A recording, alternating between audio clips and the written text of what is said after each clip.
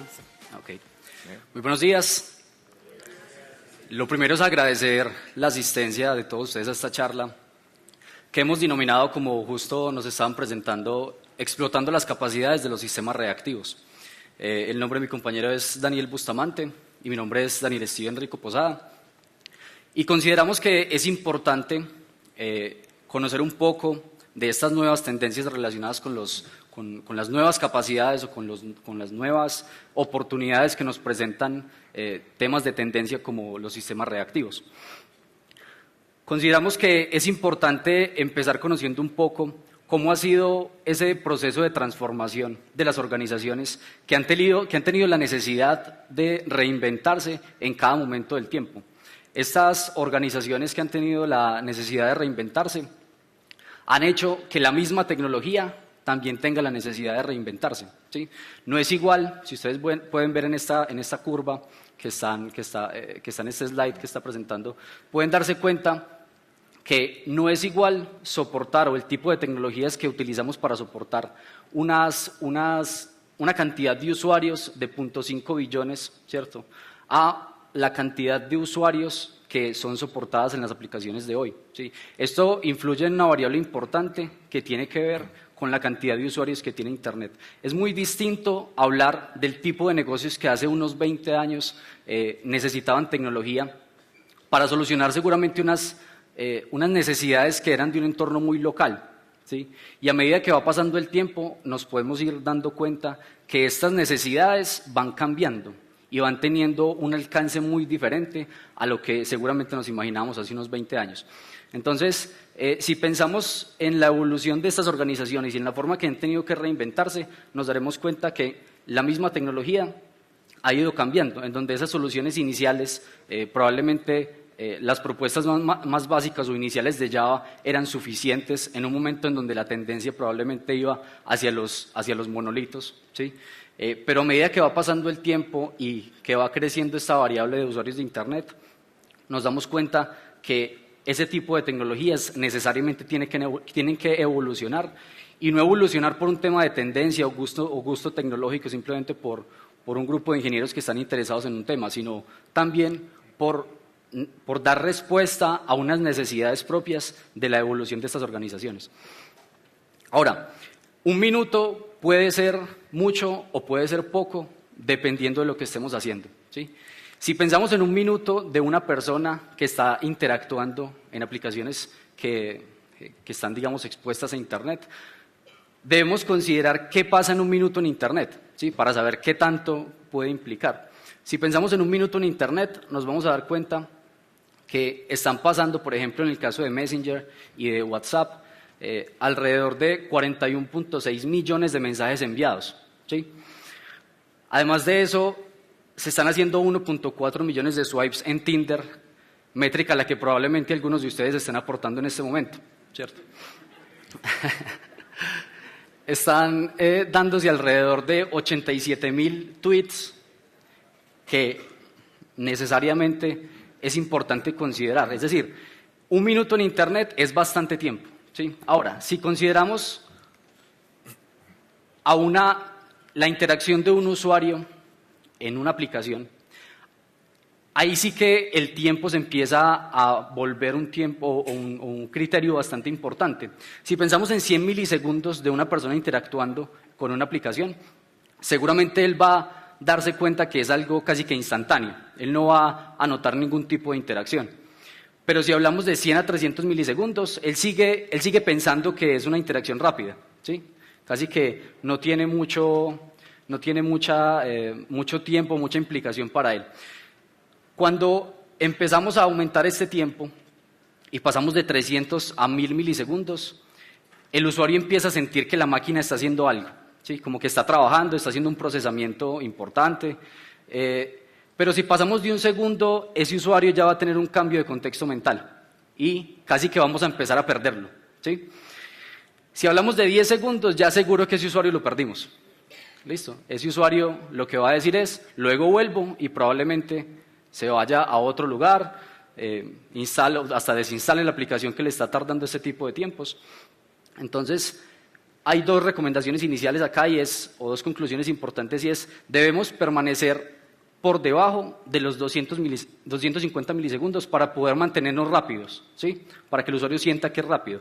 Ahora, puede que haya interacciones que impliquen un poco más de tiempo que este que estamos nombrando, pero es fundamental que no podamos o que no nos llevemos más de 1000 milisegundos, porque es seguro que vamos a perder la atención de estos usuarios. Estas cifras bastante interesantes con las que iniciaron Vintech, las queremos nuevamente nombrar, y es por un tema muy puntual, y es que si estamos hablando de la curva que veíamos al inicio, en donde podemos notar que a medida que va pasando el tiempo, esta curva de cantidad de usuarios en Internet y del tipo de tecnologías que están usando casi que se está volviendo exponencial. Bancolombia está en esa misma dinámica.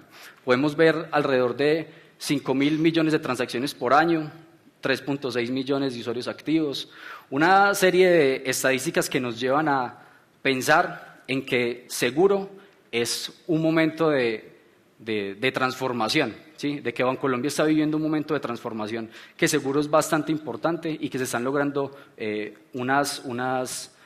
se están teniendo unos logros bastante importantes, pero esta cantidad de usuarios y esta cantidad de interacciones, transacciones al año, nos debe llevar a cuestionarnos y a seguir replanteando o reinventando cómo hacemos tecnología hoy para seguir apoyando y dar la talla de lo que el negocio necesita.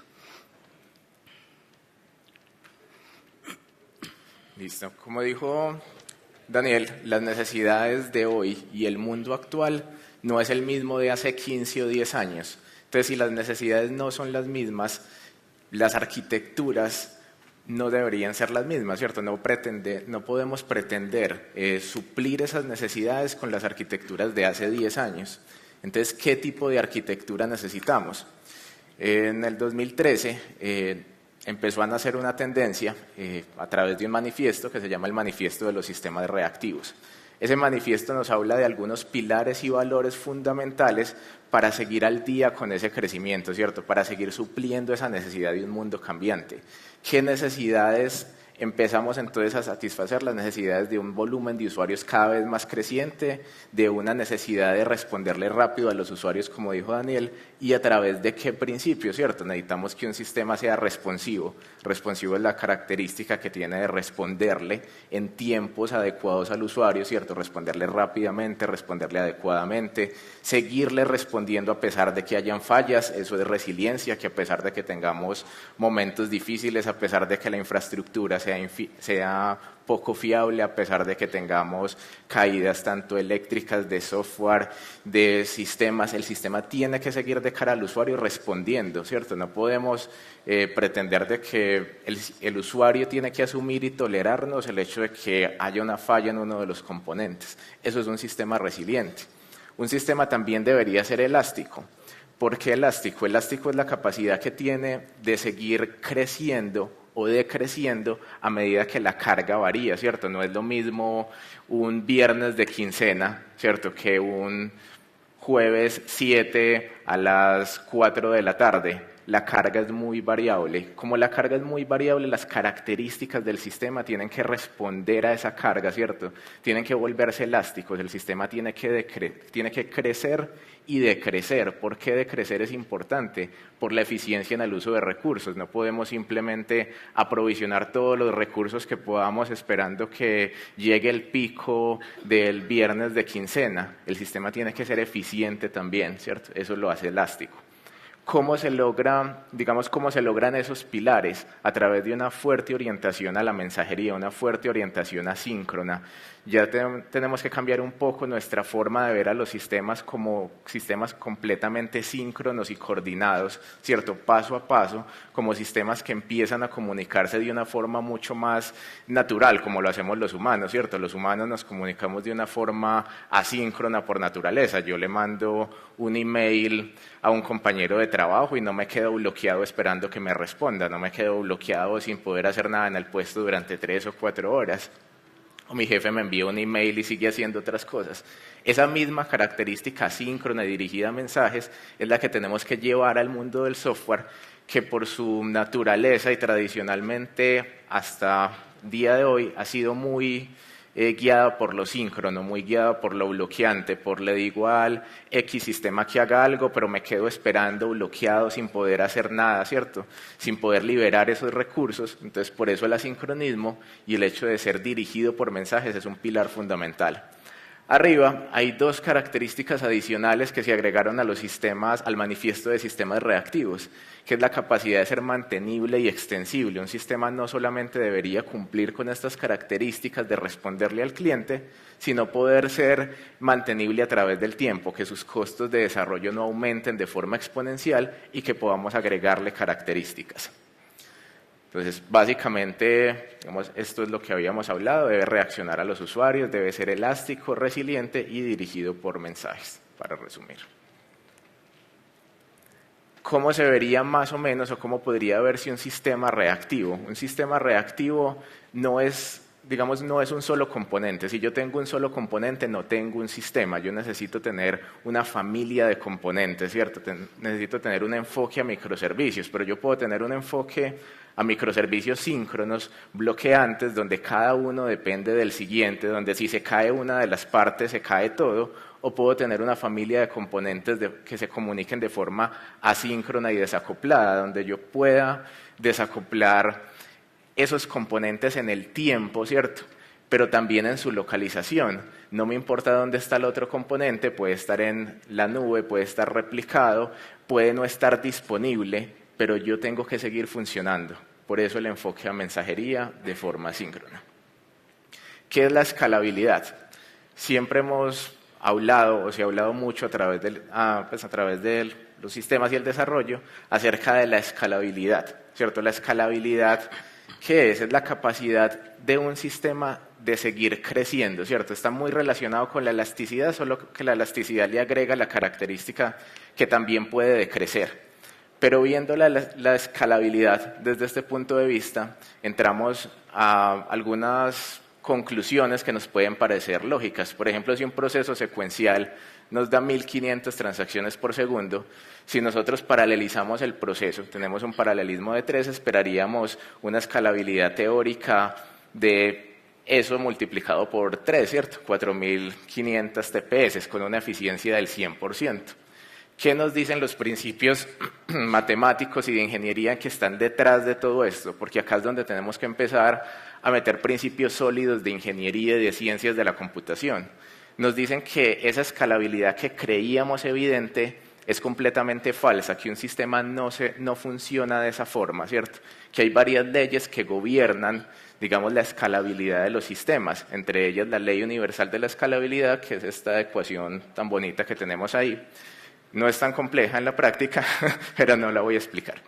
Encima tenemos otra línea que se llama la ley de Amdams, ¿cierto? Que fue el primer enfoque conservador hacia la escalabilidad y nos dijo que no íbamos a tener una escalabilidad lineal, sino algo parecido a una gráfica logarítmica, donde llegábamos a una asíntota en crecimiento. ¿Qué quiere decir eso? En palabras mucho más simples, que a medida que aumentamos el paralelismo no vamos a crecer a la misma tasa, que nos vamos a estancar. ¿Y qué nos dice la Ley Universal de la Escalabilidad? Que tal vez las cosas son peores a lo que pensamos. Y ya Daniel nos va a explicar un poquito acerca de esas dos leyes. Además de recomendarles que se lean la Ley Universal de la Escalabilidad, que creo que es un libro bastante ilustrativo de cómo se comporta la escalabilidad, no a un nivel teórico, sino en realidad en la práctica, queremos que se lleven dos conceptos únicamente de la Ley Universal de la Escalabilidad.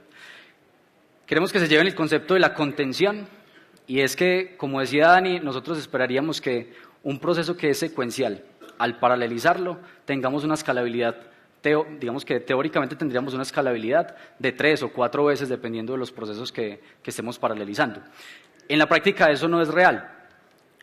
La contención se refiere a ese porcentaje de los procesos de un sistema que no hay forma de que sean paralelizables, ¿sí? Seguramente dentro de sus aplicaciones se van a encontrar con algunos temas que ustedes dicen necesariamente esto debe ser serial, ¿cierto? Secuencial. No podemos esperar o no podemos hacer un proceso paralelo de este porcentaje. A eso se refiere la contención, y si ven en la curva de la parte superior derecha se van a encontrar una escalabilidad lineal, que es la teórica, y se van a encontrar más abajo cómo este primer elemento empieza a afectar lo que esperaríamos como escalabilidad o el resultado que esperaríamos. El segundo es la penalidad de coherencia, y la penalidad de coherencia hace referencia a cuáles son esos recursos compartidos que van a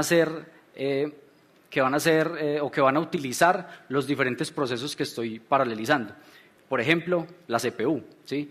Yo puedo decir que voy a hacer una serie de paralelizaciones, pero siempre voy a tener unos recursos que son compartidos y que necesariamente me van a afectar esa escalabilidad. Miren que si notan en la curva de abajo, se van a dar cuenta que la afectación es mucho mayor. Dos criterios de afectación: la contención y la penalidad de coherencia. Y además de eso, pues la recomendación de que se lean la Ley Universal de la Escalabilidad. Ahora hablábamos un poco sobre mantenibilidad y extensibilidad, dos criterios importantes que hacen parte del manifiesto reactivo, y hay algunas prácticas que apoyan ir en esta dinámica o ir orientados a estos dos criterios. ¿Quiénes han escuchado hablar ya de Domain Driven Design? Okay. Listo. Domain Driven Design, con una alineación muy arquitecturas limpias, microservicios, probablemente más adelante temas de programación funcional, son prácticas que van orientadas a promover la mantenibilidad y la extensibilidad de las aplicaciones, ¿sí? Unas orientadas a cuidar la parte más importante de una aplicación. ¿Y cuál es la parte más importante de una aplicación? La que contiene esa lógica de negocio, que probablemente es la que menos cambia en el tiempo. Si veíamos la curva inicial, o si hacemos referencia a esa curva inicial, nos vamos a dar cuenta que la tecnología seguro va a seguir evolucionando, seguro va a seguir cambiando según las necesidades que el negocio haya o que necesite el negocio resolver, pero debemos empezar a hacer unas implementaciones que tengan la capacidad de desacoplar esa tecnología, cuidando la parte más importante de las aplicaciones, que, como lo decía, es esa lógica de negocio. Porque hoy puede ser un framework de Java que puede ser Spring, ¿cierto? Pero en 5 años o en 10 años probablemente Spring no exista, ¿cierto? Probablemente los negocios y la cantidad de interacciones que hacen los usuarios en estas aplicaciones hayan llevado a otro tipo de dinámicas que Spring ya no tenga la capacidad de resolver, por poner cualquier ejemplo. Entonces, debemos intentar estar lo más desacoplados posible de ese tipo de implementaciones tecnológicas, y a eso hace referencia este tipo de prácticas que van orientadas a contribuir en temas de mantenibilidad y extensibilidad. Arquitectura limpia, muy orientado a lo que les estoy diciendo, y es cuide la parte más importante de su negocio y el resto es añadidura. Son detalles que deben ser adicionales y por tanto intercambiables. Elasticidad, otro criterio importante. ¿Y cómo se puede lograr la elasticidad? De hecho, el banco tiene una orientación ahora a tener sus aplicaciones en cloud. Entonces hay 3 elementos importantes que aportan a la elasticidad, y es tener una orientación a cloud, tener una orientación a contenedores y tener alguien que tenga la capacidad de orquestar esos contenedores, ¿sí? En este caso podríamos estar hablando de Docker como contenedor, nube, la nube que se elija.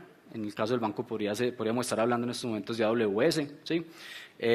Y una orquestación que puede estar hoy resuelta por la arquitectura que propone Kubernetes.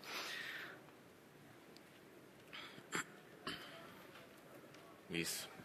Habíamos visto algo de qué son sistemas reactivos, pero hay otro término que también se ha escuchado mucho, que es la programación reactiva. La programación reactiva y los sistemas reactivos son ligeramente distintos. Acá vamos a hablar de un enfoque a programación y vamos a ver cómo logramos apalancar las gráficas que veíamos ahorita, que estaban guiadas por la Ley Universal de la Escalabilidad. En la Ley Universal de la Escalabilidad hay, digamos, un coeficiente, que es el coeficiente de incoherencia. ¿Cómo podemos nosotros manipular ese coeficiente para tener mejores resultados? Es lo que vamos a ver con la programación reactiva.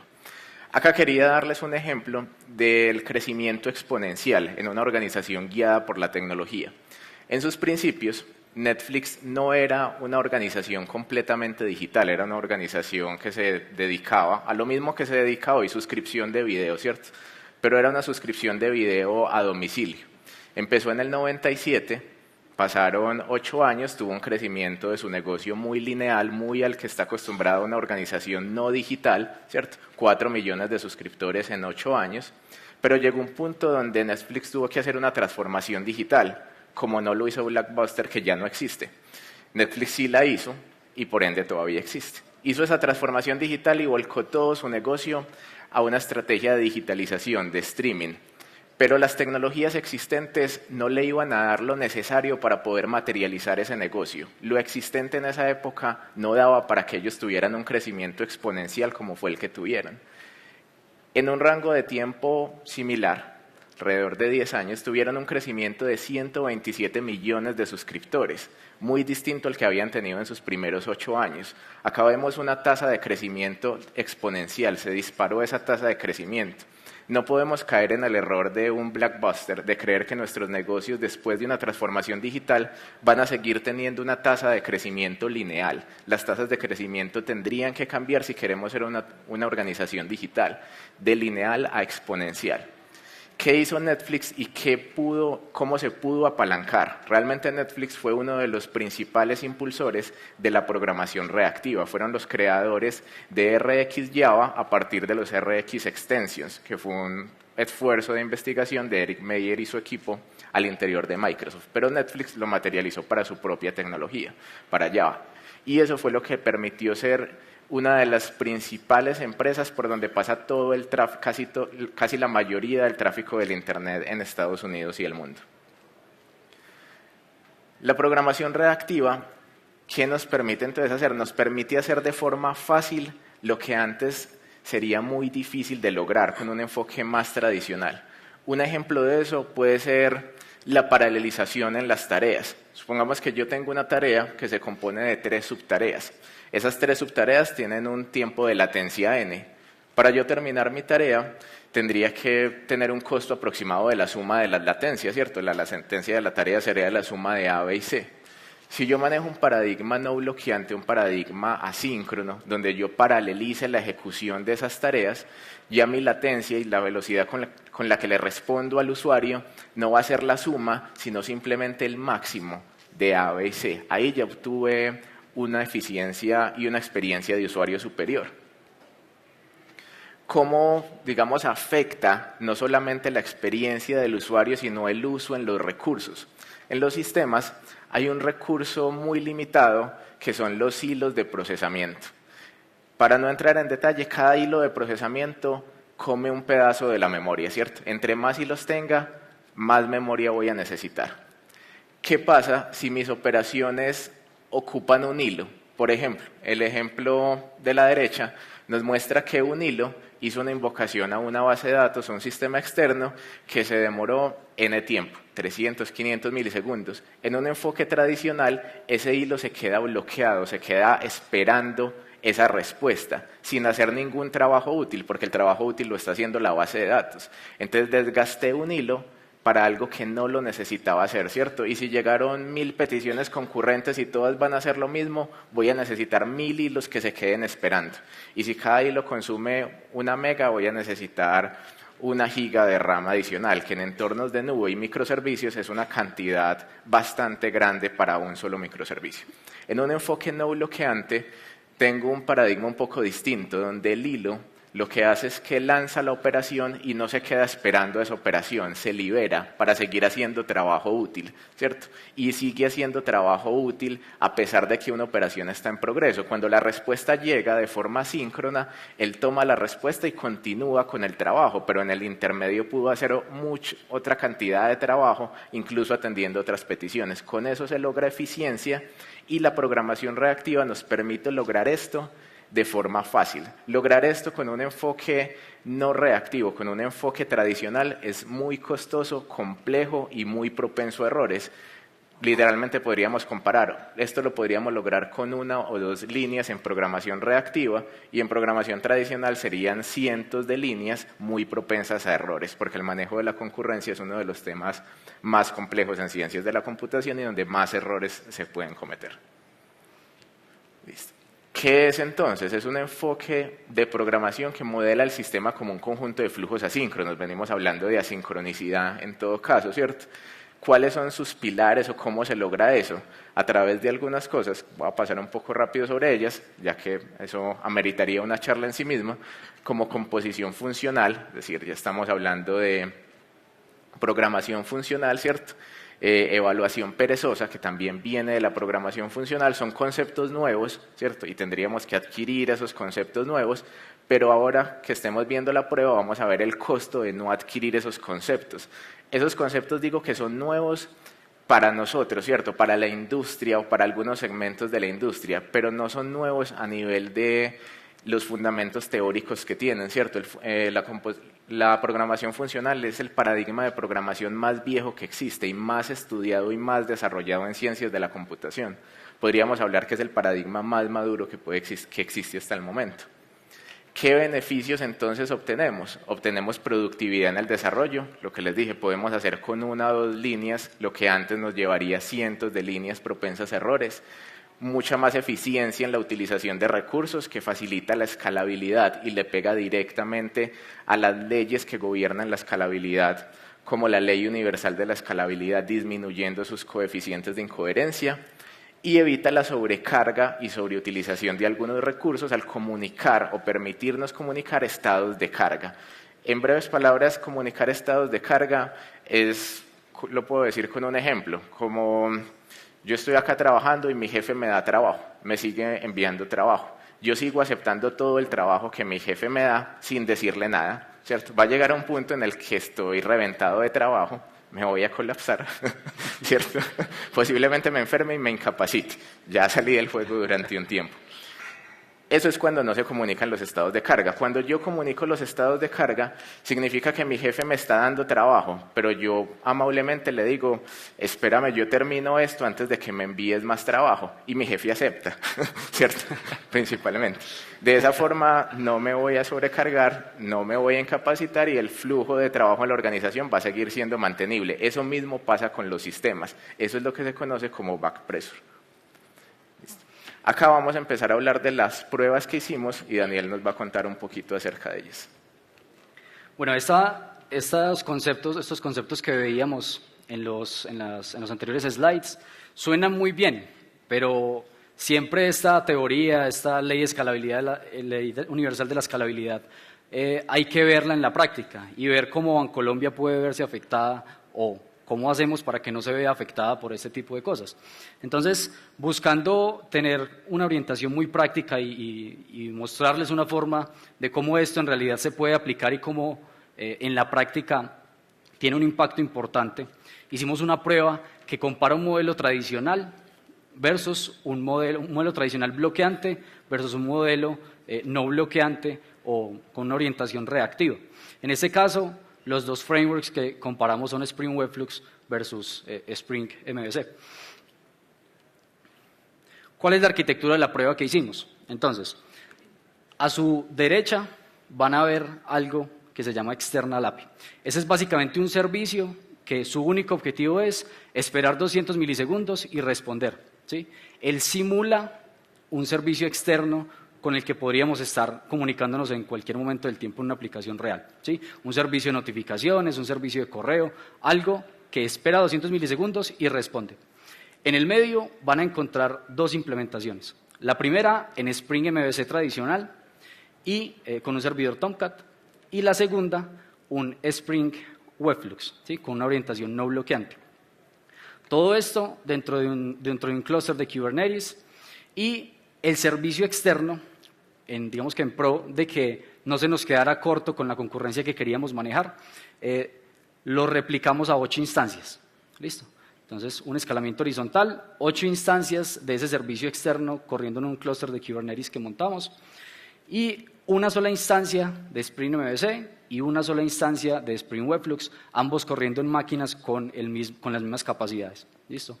Por fuera del clúster de Kubernetes encontramos una instancia de EC2 que tiene una implementación que hicimos con el objetivo de simular o de lanzar peticiones cada 3 segundos, aumentando la concurrencia. ¿Listo?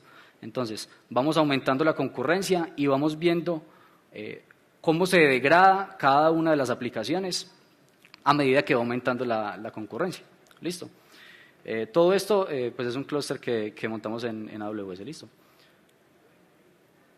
Antes de mostrarles el resultado o el punto de degradación de la primera aplicación o del primer framework, que es Spring MVC, es importante hacer énfasis en que Spring MVC hace parte de los frameworks que tienen una orientación más tradicional bloqueante. ¿Eso qué quiere decir?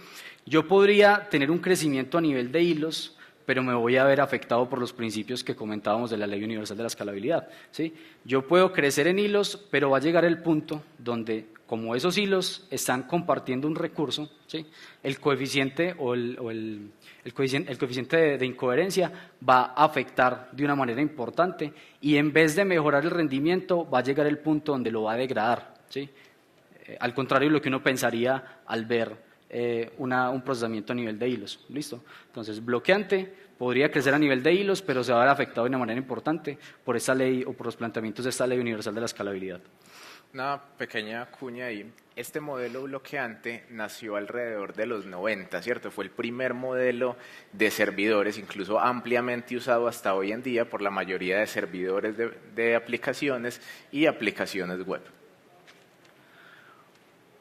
Listo. Cada uno de los puntos grises que ustedes ven en esta curva es una de las pruebas que le lanzamos al clúster. ¿Listo? En este caso, a la instancia de Spring MVC. Y lo que queríamos era encontrar cuál era el punto de degradación de una aplicación construida con Spring MVC. ¿Listo? Entonces, si ustedes notan, la curva que se está generando acá representa de una manera casi que fiel lo que plantea la Ley Universal de la Escalabilidad. ¿Listo? Va a llegar el punto donde seguimos incrementando la concurrencia, buscando mejorar el throughput que esa aplicación pueda generar, ¿sí? Pero por el contrario, lo que nos damos cuenta es que ese throughput empieza a empeorar después de un punto de concurrencia. En el eje X pueden ver los usuarios y en el eje Y el throughput que se genera. ¿Listo? Entonces, ¿qué pasa si tengo 0 usuarios, 1 usuario, 2 usuarios, hasta llegar a 1500? Llegamos hasta 1500 usuarios concurrentes para simular esta prueba de cómo se comportaba el throughput.